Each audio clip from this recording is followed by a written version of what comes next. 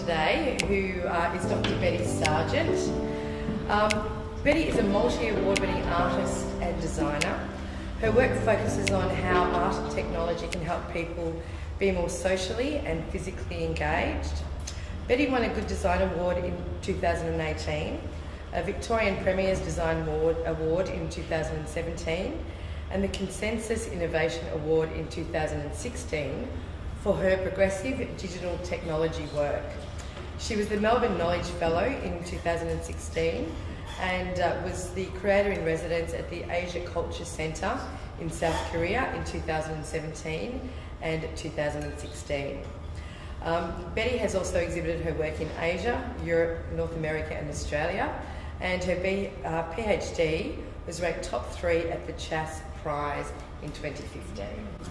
So, Betty, can I welcome you up? Welcome, and we look forward to your presentation. Thank you very much.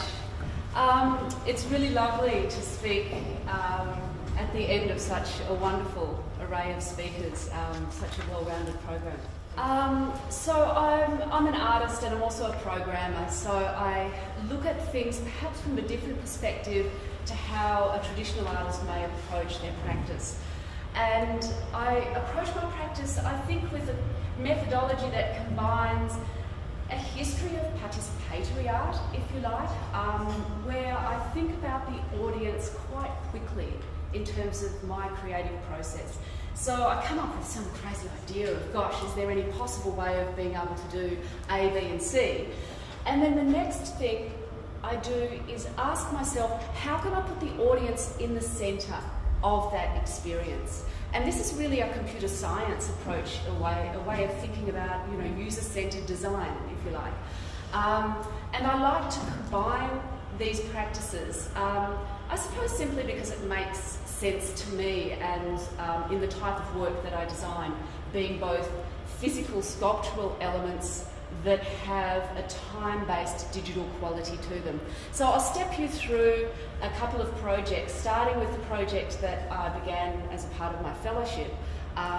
So if we can, this was the storytelling machine, and I started working on this in 2015, and in 2016 embarked on the Melbourne Knowledge Fellowship, which was managed by the international, the ISSI, and went to Northeast Asia and investigated ways in which institutions there were valuing creative technologies. So creative ways in which we can approach technologies and apply them in industry, in everyday life, in creativity. And their thinking at that time, and still now, is in my mind quite progressive. They're very aware of the amount of knowledge that artists can share within industry, and the knowledge that artists have in terms of being able to, there's a lot of discussion around pivoting of ideas in industry, lean management methods, being resourceful. These are all things that artists know so well, and we do it every day. And on top of that, creative process is a core of what we do. And of what I found in North Asia is that there's a valuing of that inside industry and also culturally. So I became interested in making a storytelling machine that, actually we'll go to the next slide if we can. And as a part of making this, a part of the process that I work in, I do a lot of prototyping, and I do this publicly. And this is again an unusual practice perhaps in terms of traditional art, but what I'm trying to do is engage the audience from the beginning in the process and just open the whole Wonderland box up and go, this is where I'm at. And it's sort of opening it up to failure in a way, because if you have a look on the screen here, there's this little black figure. This is meant to be a coloured, animated figure. It wasn't working at the time. That does not really concern me in terms of prototype exhibiting. What I'm really interested in is inviting the audience inside the process of making it. And also there's I'm also interested in claiming some space as well, of saying publicly, this is where I've got to at this point, because in the technology realm, it's kind of a race. It's a bit of a race to who gets there first in some, I work in this tiny corner of the world that tries to figure out how you can, fit these different components together and make something new. So a part of the prototyping is also claiming and saying, we've got this system working, a working model of this system on this date. But it's also more than that. It's really inviting the audience inside, and old and young. I'm really interested in people and having them inside the artwork. We run a lot of workshops around the world, and that's a part of the process as well. And really providing people the platform to share their own experiences. So in the process of our working, particularly with the storytelling machine, because the machine allows people to draw a picture of any shape and size, and you put it into a photo booth, press a button, and it animates that picture and places it into video worlds that are projected in an exhibition environment. This is one of the pictures that was drawn in one of the workshops that I ran. This is just not by a schooled person in art and design, but there's a high sort of aesthetic sensibility, if you like, in South Korea. And this was one of my favourite. So this was one of the prototypes of the photo booth. So you place your picture in there, and then your picture gets placed into one of the video settings. You could also add micro stories, and it randomly generates a collective story from all of the information that's been stored in the machine over time in all different countries. So in reflecting on this project, I realised that I had socially engaged the audience quite well, because people came together and they talked about their characters, and they'd say, oh look, there's my character, oh, it's talking to that other character. And we automated the animation so that it looked like the machine was working as an AI, if that makes any sense to anybody here. So it was like a false AI. But what it was actually doing was we had so many different animation iterations that were randomly selected by the machine that it looked like the machine was making an individualized choice for each character. It kind of was, but it's not really an AI. But we were fooling people into thinking that the machine did have control of the narrative, actually. And that was an interesting part of the process for us too, is handing over the narrative to a machine. And also asking the audience, is that okay? Are you cool with that? And some people were and some people won't. Some people wanted their picture back. They didn't want the machine to control the narrative of, because we asked people to really express deep level stories about themselves, not trivialities, but dig deep and make this into a micro story like the size of a tweet. And we teach people how to edit, really well so that they could keep the essence, distill this story down to some essential form. And so, some of these stories were pivotal in people's lives, and that come up against other stories that were a completely different perspective. And it's people's right to have their story taken out. We remove them. We have been asked to actually do that in the workshops. Some people have said, no, I don't want to put my story in, but we've never had to actually remove one, but we offer that service, if you like to call it a service.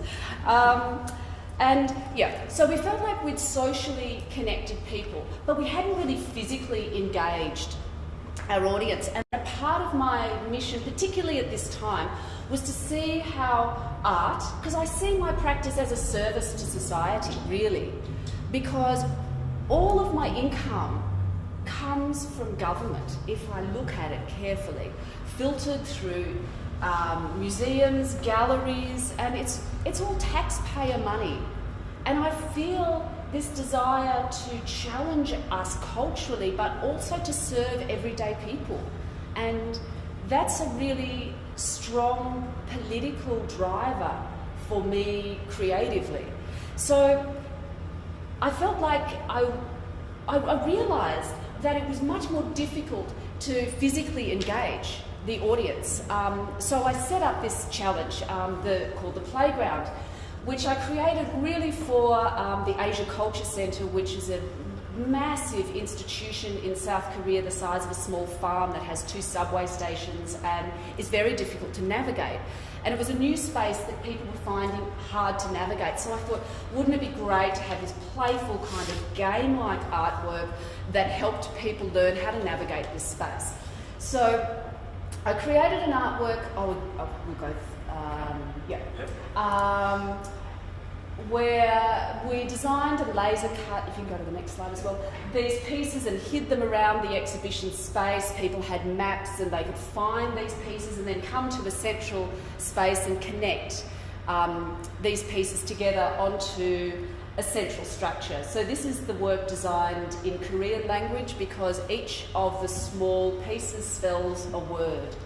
And so this is in Korean language, and the words in Korean are technology, art, good fortune. So they kind of relate to meaningful key words, I suppose, for what we think our audience is aiming for, wanting, or we're wanting to challenge or make them think about.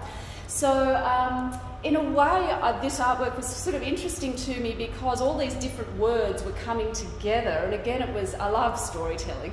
And, you know, it was so interesting to see all these words layered in different ways. And I had no control over how this artwork was going to look in the end. And that's not important to me. What's important to me was how much effort people were putting in to get it right for themselves, so they would find this piece in some obscure location somewhere in the institution and bring it to this gallery space, which was super hard to find. They'd have to go through these maps to find it, but they eventually found their way around the space. So it was solving a problem for the institution as well, which I loved. And then they would connect it on, and they would really take time to figure out how they were going to connect their piece and the way in which they would do it. We also ran the prototype of this in Ararat in regional Victoria, and this was super important to us actually because we had designed this piece of technology where it was the first time in the world that this piece of technology was going to be shown. And we didn't really want to just show it in Melbourne, you know, at Melbourne Knowledge Week, where everyone went, oh yes, isn't that great seeing a Vive used to track 3D objects in real-time space, and, you know, and to know exactly what it was. We actually, sorry, that was a little you know, I could be referring to myself in that, actually, so my kind of words, maybe that's how I would look at it. But I wanted to take it to a location that was starved for this. And there was a lot of press going around about Ararat and social issues and economic issues, and I just thought, wouldn't it be great? So the gallery had closed for renovation. I rang up the director and I said to him, hey, what do you reckon that we just open up a shop front on the main street next to the IGA and turn it into an art space, because they didn't have an art space to run their gallery out of. So again, I love solving problems with this kind of thing, you know, working, because you're in partnership with institutions to deliver all these things, so it's got to work for everybody. And so they were really excited because it could keep their brand out there, and we were really excited because it just took art to the streets. So we reconfigured, we got all these sponsors, you know, real estate agent, we got the space for free, and it was a funded project, so it was just great because then more sponsors, the more funding actually goes into the making of the art. So it was really domino effect, this prototype showing.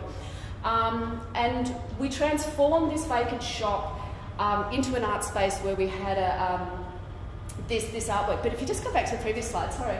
And then we hid these pieces around the main street and had all these clues to do with history of Ararat. So we were trying to teach people also about, you know, their own environment. And we got shops engaged because the shops were all cranky because, of course, shops are closing down because everyone loves Amazon. And so we...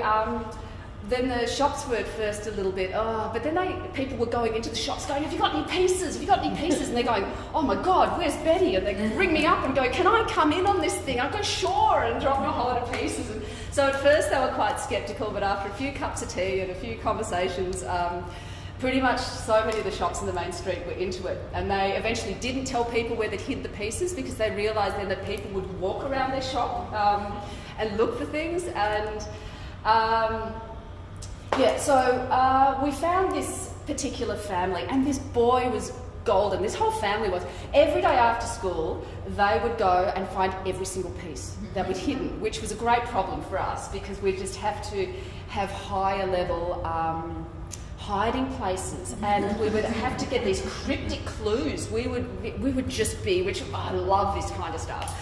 And we would be sitting there coming up with these cryptic clues which we'd post online because they'd gone way beyond the printed map. They just were all over that. So this was all run on social media as well. And so we'd post all these cryptic clues, and then half an hour after school they'd come in with the piece and we'd go, fantastic, and figure it out. And this boy said, when I found a piece, I feel like I'd found myself. As a family, when we connected our pieces together, I'm kind of paraphrasing, but he felt like he was building his family. And when they put the pieces together onto the sculpture, he was building his community. Oh, I get teary actually. It really touches me, that, because this kid had put into words exactly what I'd really been trying to do. And next slide. So, as a part of this artwork, I'm not really showing you we had all this motion tracking stuff going on as well that you can ask me about later. But we asked people also to take photographs of their city environment, no selfies. It was all about light and texture and colour. So we were asking them to, again, bring their higher creative self to this project and really collaborate with us, not in a flippant way.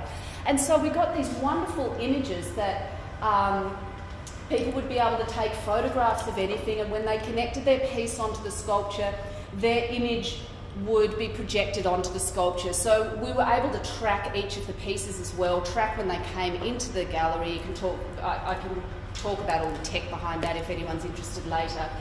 And then we would animate in real time these still images that people would send in.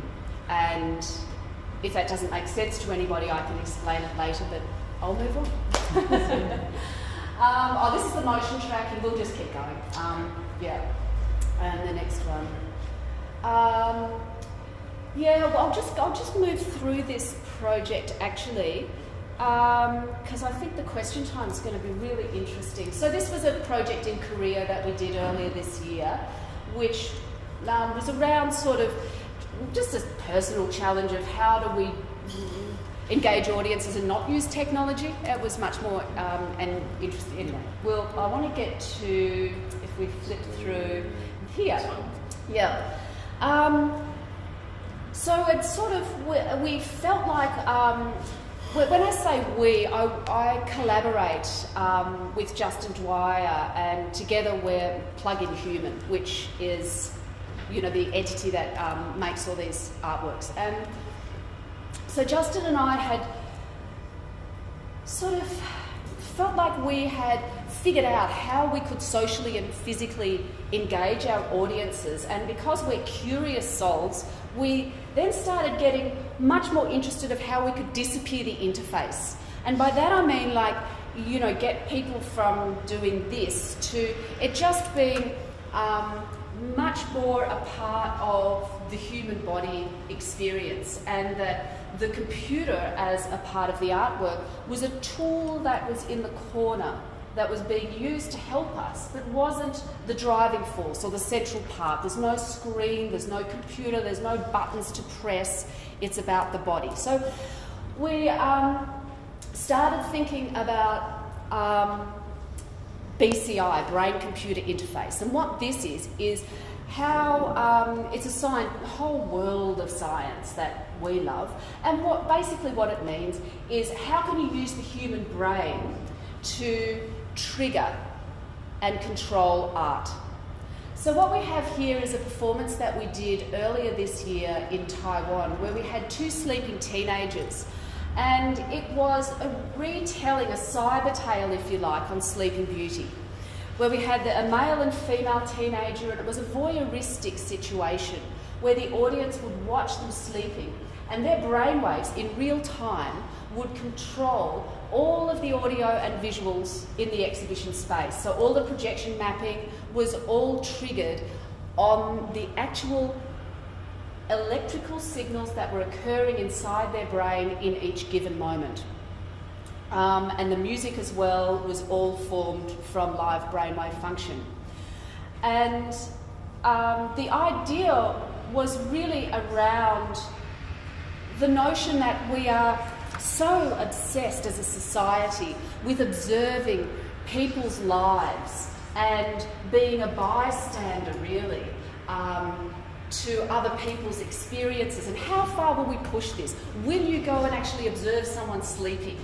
Will you go and walk inside their dreams? And is this something we actually should be doing as a society? These were all the questions that I was really interested in with this artwork. And we created a maze that was these 4-metre drops, and we had 100 4-metre drops that were hand-painted.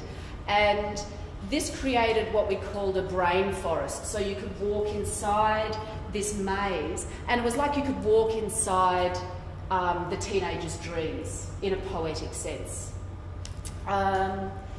After the series of performances that we did, it became an interactive installation. So audiences themselves could put on the headset, and their own brainwaves in real time would control the animation, would control the abstract visuals that were projected in the space, and would control the music. We had an exhibition attendant there that would encourage people to do things like, just if you breathe slowly, then you relax your mind, and the visuals just fall at that point. And so people go, oh my God, and then they go crazy, and then they go, oh my God again, and they realise that it really works. And we had all these ways of communicating seamlessly, I suppose, with the audience, that it really was their brainwaves. We would have a graphical readout of their brain function. If they took the headset off, the graphs would be flat. If they put it on, the graphs would be moving, and so they could see alpha, beta, delta, delta, gamma, which are the 5 central brainwaves that sort of map the electrical activity that's happening in our brain. And so they could see each of those on a graph, and then we found that people were interested in watching that for maybe 10 seconds. When we abstracted that out into something that was much more aesthetically formed, they would watch it they would put this headset on for hours if we could. But, we had 65,000 people coming through this installation. There's a lot of people at the National Taiwan Museum of Fine Art. There's a big population, big audience numbers. So, audiences they didn't want to stop. We found this really intriguing, which, we run workshops, and we've been invited to South Korea, where we went earlier this year again, running workshops on well-being, actually, and it was really around, brainwave art, and people are able to make their own visual in a workshop, and then they can animate this visual using the system that we've created, and we teach them simple mindfulness techniques where they can breathe slowly and learn their own way in which they can change the image that they've created when it's digitized. If you go to the next slide. So there's lots of ways that we're really interested in pursuing this brain-computer interface, and I'll just leave you with where we're at the moment, really. If you can stick with me, what we're actually doing, which may make sense to a couple of people in the room, is, and then I'll try to break it down because it's a little bit technical. We're looking at creating we have created a sensory feedback loop through a brain-computer interface. So what we're doing is we're really interested in how, not just visual, so we've got a visual feedback loop where people put on this headband, they can see their brainwaves visualised, and that seeing of the visualisation affects what's happening to their brainwaves, which then affects the visuals that are coming out, which affects the brainwaves, so it's like this feedback loop. So we've got that in visual. We've got that in audio, because the same, their brainwaves are hooked up to audio in real time. It triggers different audio. They go, oh my God, that audio is from my brain cells. That change of brainwave function changes the audio feedback loop. So we've just done an installation, again, another prototype installation, where we incorporated not just visuals and sound, but also touch, smell and taste. So we have all 5 senses in a sensory feedback loop for an audience experience in an exhibition space. And that's very obscure, I suppose, but that's what I'm currently really interested in. So I think if you would like to chat, I love chat. So feel free. Hopefully you like to my name's cute. And I also like to chat that way, because I'm a this way person and a that way person. So thank you so much for your time and for coming down. I really appreciate it.